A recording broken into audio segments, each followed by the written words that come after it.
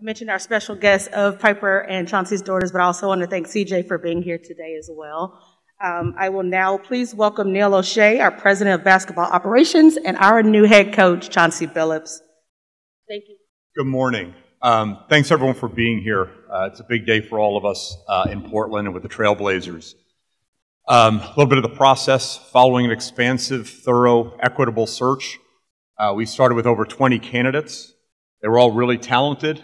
We're thrilled to announce that Chauncey is going to be the new head coach of the Portland Trailblazers. Really believe he's the right person for the job. Elite basketball IQ, competitive fire, NBA champion. He's been successful at everything he's done in his life, on and off the court. And I'd also like to address and take the opportunity to address some of the feedback that we've received as a result of this announcement. With all sincerity, and you have my word, along with everybody else in the organization, we're aware of and understand the concerns that have been expressed by people regarding some serious allegations Chauncey faced in 1997. We took the allegations very seriously, and we treated them with the gravity that they deserved. Even though other NBA organizations, business partners, television networks, regional networks have all enthusiastically in the past and present offered Chauncey high-profile positions with their organizations, we wanted to make sure we had our own thorough process because some things are just bigger than basketball. With Chauncey's support, his encouragement, we not only conducted our traditional background check after offering him the position, we also commissioned an independent investigation into the incident in question in 1997.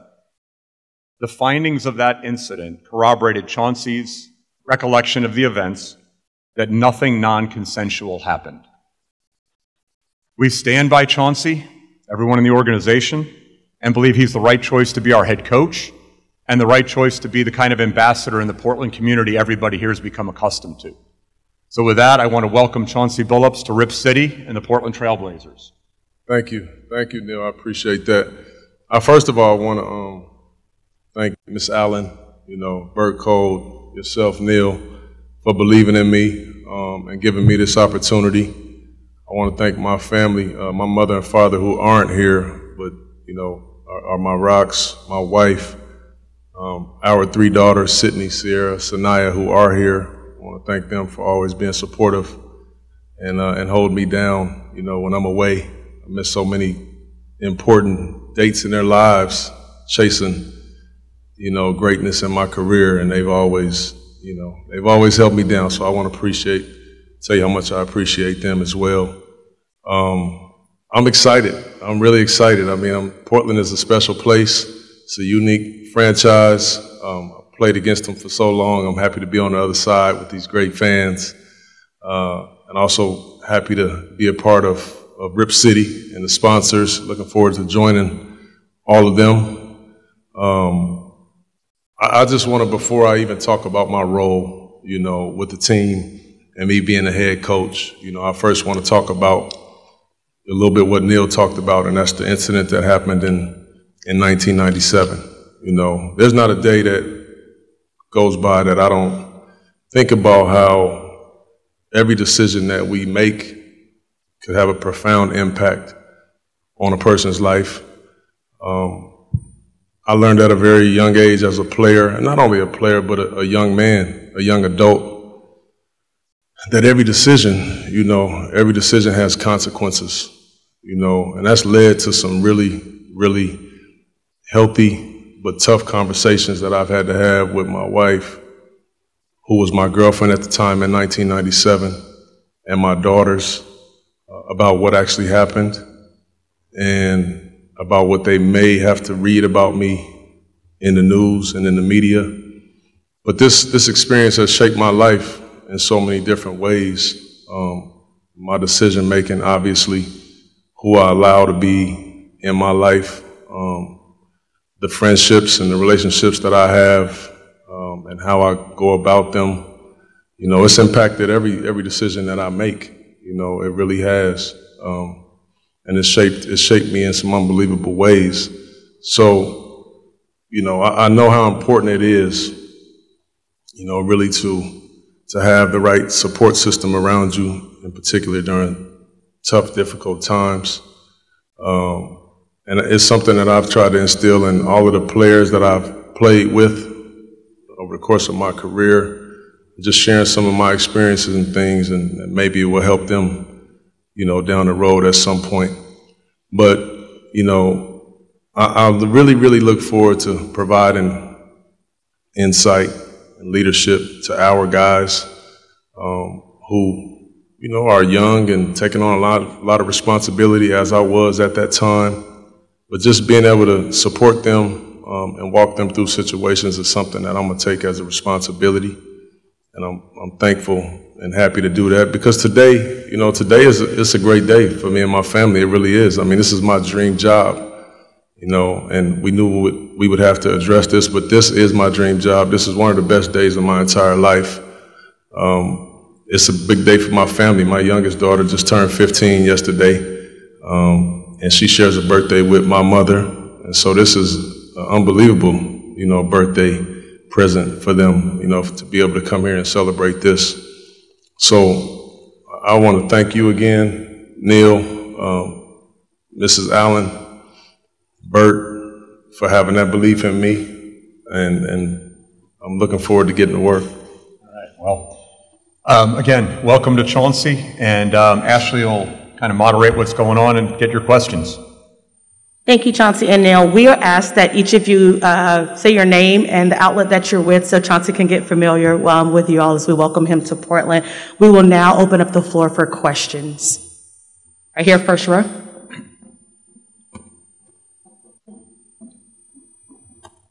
This is for Chauncey and Neil. So when Damian Lillard put out there that he wanted either kid and liked you, that started an immediate backlash because of the background in question in this market especially.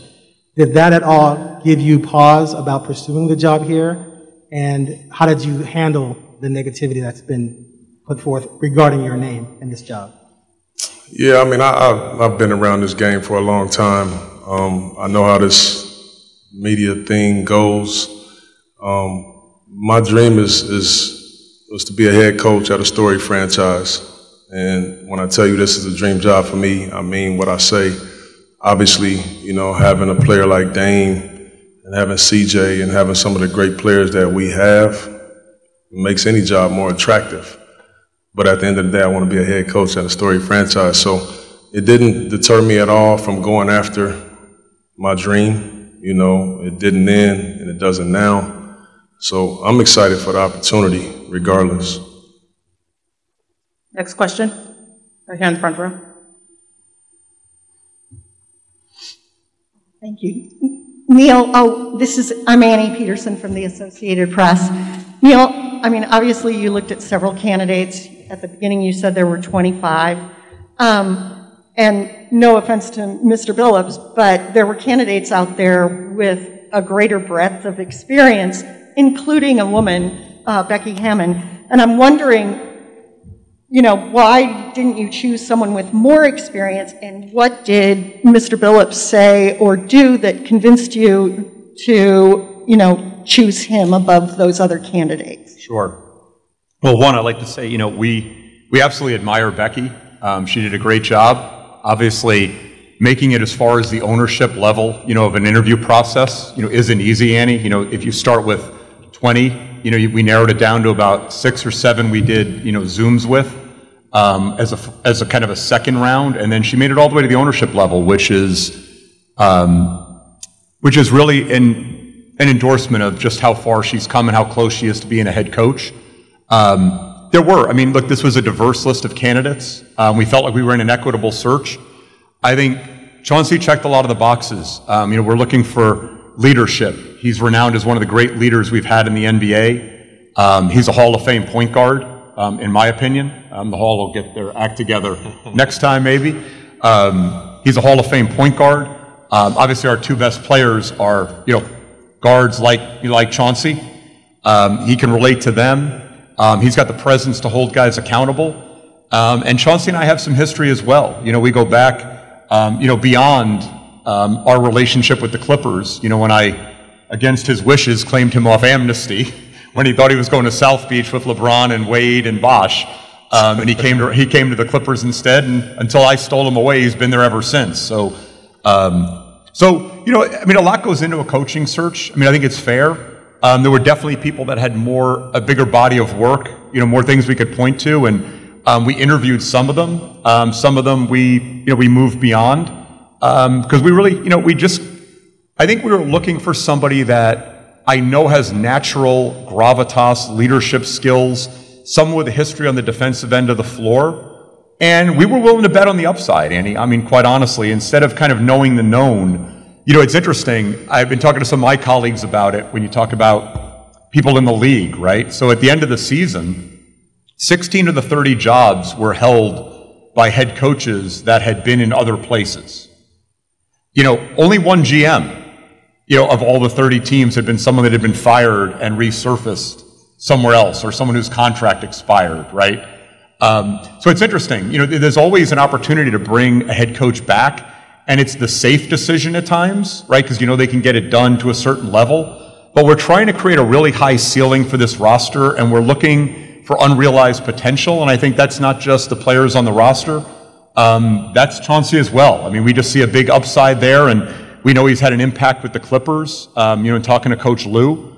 And you look at what they've done defensively, getting better month by month, and the way they've been able to overcome some injuries and adversity in the playoffs and still be in a conference final with a chance to maybe go to an NBA Finals, even with a roster right now that's missing its preseason starting center and, you know, and arguably, you know, one of the best two-way players in the world. So, like I said, I think all those things lined up, and I think that's why he was the right choice. And I have to say, he went through a very arduous process, you know, to get here. As you can tell, you know, this has been every day since, I don't know, June 4th, June 5th, whatever that day was, we started this process. I mean, I think we made the coaching change Friday night and started the process that Monday. I don't have the exact date.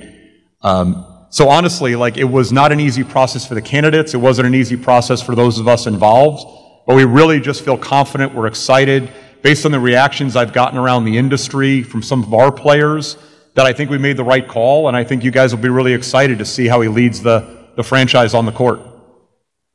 AJ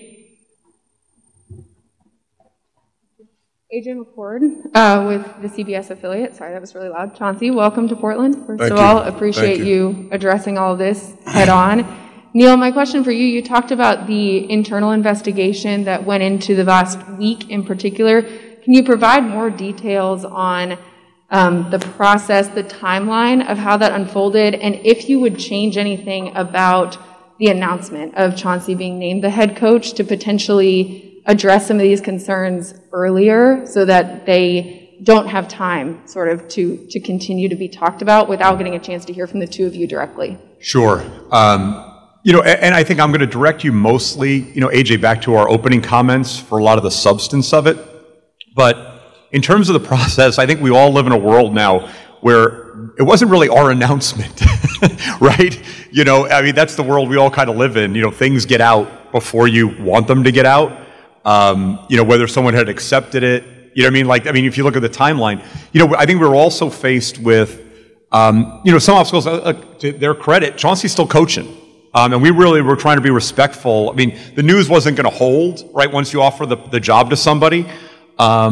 You know, but it was hard, you know, to schedule something to make sure you guys had an opportunity to be here, that Chauncey, it wasn't in conflict with what the Clippers had going on, trying to be respectful to Steve Ballmer and Lawrence Frank and Coach Lou, that Cons plays an integral role in what they have going on there. And he's been jumping back and forth on planes right after his responsibility there. So you're right. Look, I mean, I think in an ideal world, you know, maybe we could have waited until, you know, their season was over. But they're doing too good a job. They just won't go away. And you're right. And it allowed something to take place through social media that we then felt like we did have to address today. And, you know, I think things get away from you, but, you know, you have to just accept the fact that there's things you can control and things you can't. And all we can control is we're really excited about Chauncey. We know he's the right choice for our franchise. We did everything in our power to vet that incident and not rely on what others had vetted prior to. We didn't rely on that. And like I said, the results of that corroborated everything that Chauncey had told us multiple times through multiple interviews, that nothing non-consensual happened and nothing would disqualify him from employment. Kevin. Thank you. Kevin. Nick Trupke from Fox 12 here in KPTV. Chauncey, obviously a deep-rooted fan base here. You know from your days playing. What do you think it's going to take to win some loyalty and the respect of these fans here that may be questioning how you would get this job and with the limited? Yeah, I just think just being me. I'm just going to be me at all times, and it's always worked for me in my life. I'm comfortable with who I am, my passion for the game, my passion to win, my passion to lead and compete. Seems to me that's what this fan base is all about. Came here playing against the Blazers for many, many years and had some long, long nights, in that building based on not only personnel, but just how great the fan base was and is. And so I don't look at it that way. I come in and try to do the best job that I can, try to lead our guys the best I can, and everything just kind of happens organically, in my opinion. I'm going to go to Joe in the third row first, and then we'll get you, Sean. Joe Becker from KETU. Chauncey, welcome to Portland. Thank you. I was curious what you think will be the toughest challenge on the court to get the team over the hump and take that next step. Yeah, I think the biggest, improvement that we can make as a team is on the defensive end of the floor. Offensively, you have some gifted players, and they've already performed at a really high level on the offensive end.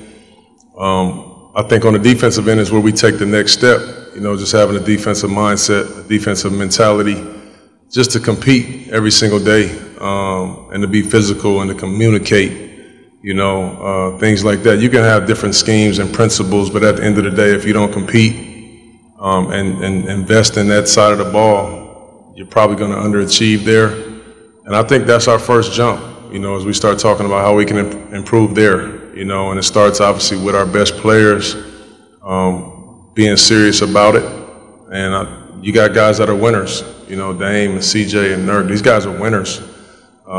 So I don't think there'll be any issue with how we'll get better. I'm just looking forward to getting to work and having those discussions and conversations, to be honest with you. Sean. Sean Hyken, Bleacher Report. Neil, I guess I'm still looking for a little bit more clarity about the. Sorry, Sean. I guess I'm still curious for a little bit more clarity about the investigation that you guys conducted. Who did you hire to do it? What who did they talk to? What specifically did they tell you that led you to the conclusion that you got to? So that's proprietary, Sean. So you're just going to have to take our word that we hired an experienced firm that ran an investigation that gave us the results we've already discussed. right here, second row. Dwight James, NBC Sports Northwest. Chauncey, I'm wondering, you know the Blazers roster well, and you saw how they played last year and all.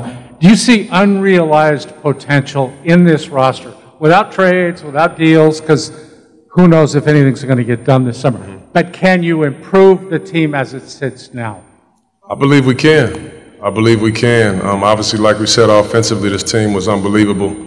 I think we can even be better offensively with more ball movement, different schemes, different plays, executing a little bit better, playing on both sides of the floor a little bit more, and not having to, like, have Dame and CJ bail you out, with those shots that they can make all the time, having some more continuity, not only ball movement, but player movement. And then defensively, and I think, Big Nurk is an asset. I think that he can score more than he's, has in the past. He's a really good facilitator, moving him around, putting the ball in his hands, moving Dame and CJ off of the ball a little bit. We got some versatile guys on our team. I do. I really think highly of the roster. I'm sure Neil will be working, his behind off. Everybody wants to win here, and then defensively, like I said, where we can get a lot better too with the guys that we currently have. So I'm excited about where we are. Obviously, a lot of those questions can be that's Neil's responsibility, but I'm excited as heck about what we have right now. We'll take Orlando, we'll get Jason in the front, and then we'll go to you, Aaron. Orlando Sanchez, KGW TV. Kind of a two-parter for you guys. Chauncey, welcome to Portland. Thank you. Damian Lillard, what is your relationship like with Dame right now? And Neil, how do you make sure that Dame remains happy and doesn't want to leave Portland? Let me take the first one. You can have it. Take that one. I have a really good relationship with Dame, and it has nothing to do with this opportunity. My relationship goes some years back with him. I've always just been a big fan of his. We've developed a really good friendship over the years. Nothing changes now. Nothing changes now. Obviously, me having to coach him, we'll get to know each other a lot more. Me having to hold him accountable to being the great player that he is. But it doesn't change who he is, who I am, what we're both about. Nothing changes to me. I appreciate the question, Orlando. Dame and I talk all the time, and Dame's happiness always revolves around winning, and having a chance to win at the highest level. That's Chauncey's going to inherit that now, but the ultimate responsibility for that falls on me and my staff. To put a team together that we can walk into the beginning of the season think it has a chance to compete for a championship. I think we've had some opportunities in the last 9 years, where I think that was possible, and I think we weren't unrealistic, to think that way. And there were other times where no, we performed pretty much at the level of what the roster was capable of, or, the roster may have even overachieved a little bit, based on his leadership and the way that he can impact the game, the way CJ can impact the game. I think, two things. It's one, making sure Dame's confident in that. Look, he loves Portland. Every conversation is he doesn't want to leave Portland. He wants to retire a Trailblazer. He's expressed that to me and the stakeholders in the company.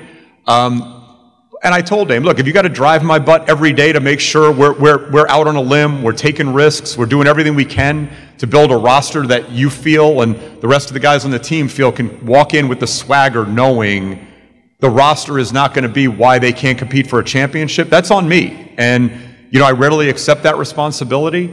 There's different ways to do it, I think. I think one of the things we get caught up in a little bit is the narrative of, stars, and that's not just a panacea. Like, just getting a couple of stars doesn't necessarily mean, you're going to win a championship. I mean, look, the guy sitting next to me won one with a group that beat two of probably the top 10 players in the history of this game with a real team. And I think when you look around the playoffs right now, we've got Atlanta in the conference finals. They don't have an all-star on their team from this previous all-star game, right? I think we've got 4 teams left that, with the exception of, 2 guys that are hurt with the Clippers that aren't playing in the series, and one that, is playing but coming off the bench in Rajon, nobody else has won a championship. None of the other 57 guys are involved in the playoffs right now have won a championship. So, how you get there, there's a lot of variables. And I think, like I said, I willingly accept the responsibility to make sure we're as prepared as possible from a roster standpoint, that given the opportunity, given things break our way, that we're there to take advantage of the opportunity and not miss out on a window where we can make it to the finals and compete for a championship. So that's my responsibility. So I guess the shorter answer is it's on me to make Dame happy, and the way to make Dame happy is to put the pieces around him where he feels like he can win a championship. I'm going to go to Jason, then we'll go to Aaron, AJ, and Ann. Hi, Jason Quick with The Athletic. You said the 1997 incident shaped you in unbelievable ways. Can you maybe elaborate on that and how it helped shape you? Jason, we appreciate your question. We've addressed this. It's been asked and answered, so happy to move on to the next question here, Aaron. Hi, Aaron Fentress with the Oregonian. I forgot to mention my name last time. Damian Lillard has expressed some anger, so to speak, because of the backlash he's received. He said he didn't know about the allegations against you, but clearly he's known about them since at least June 5th. But my question is, how much was he involved in the process of this hire? Was he, as reported, involved in Zoom meetings with you? Have you guys been in contact this entire time? And how much was he behind the selection of Chauncey Billups? So I really appreciate you asking it, Aaron, because I think a lot of what's going on with Dame is unfair, to Dame. Dame was involved in the process, at various phases. He attended a couple of the Zoom interviews. He did have an opportunity to speak directly to Chauncey, Becky, and Coach D'Antoni, who were the 3 finalists that got as far as the Seattle part of the process with Jody and Bert. And look, you guys know, we've talked about this every time we do a postseason media available. Dame's opinion and Dame's feedback is really important to the decisions we make, whether it's trade, free agency, right? Not draft. But make no mistake, look, at the end of the day, the organization made the decision. We have different sectors in this organization, and Dame represents the player sector, and we took his input in the process. We value it. It's important to us to kind of know where he stands, but at the end of the day, this is an organizational decision, and the organization believes that Chauncey's the best person to be our head coach. We're going to go to Ian and AJ. Annie Peterson again with the Associated Press. Neil, why a 5-year deal? Because we believe in Chauncey. Honestly, there were other ways we could have structured the contract. It ended up being 4 years with a team option. The idea is that, like a player, right, when you try to find someone with a lot of potential and talent and upside, and you want them to grow with the organization, you want to give them the confidence to know that it's not every single game, is the outcome of whether or not they're going to be here or not from a contractual standpoint. So I think you want people operating from a position of confidence. And I think from the organization's perspective, it's a matter of, we really believe in Chauncey. We want this to be a long-term hire, and we're confident that it's going to work out. And we want to have the ability to realize the fruits of this, that we understand, to your point earlier, Annie, that we didn't hire the most experienced coach, but we think we hired the coach with the highest ceiling for this organization, and we'd like to realize the benefit of that down the road. We're going to get Aaron, AJ. I'm sorry, your next question. My apologies.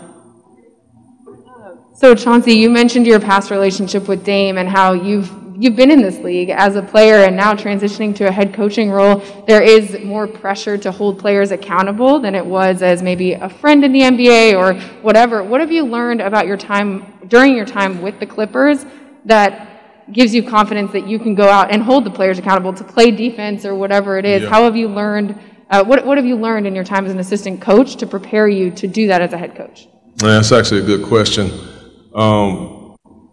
The things that I've learned came from so many coaches that I played for. It was far before this season. I always responded more in my career to coaches that actually were honest with me. And if I wasn't getting it done, they let me know I wasn't getting it done. I needed to be better in a certain area, as opposed to generalizing, let's just talk about it, because I wanted to be a good player. I didn't want to, play poorly. So I respected the truth, and I respected honesty.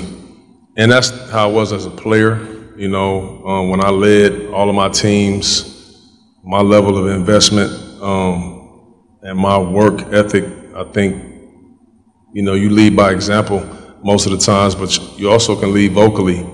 And I did both.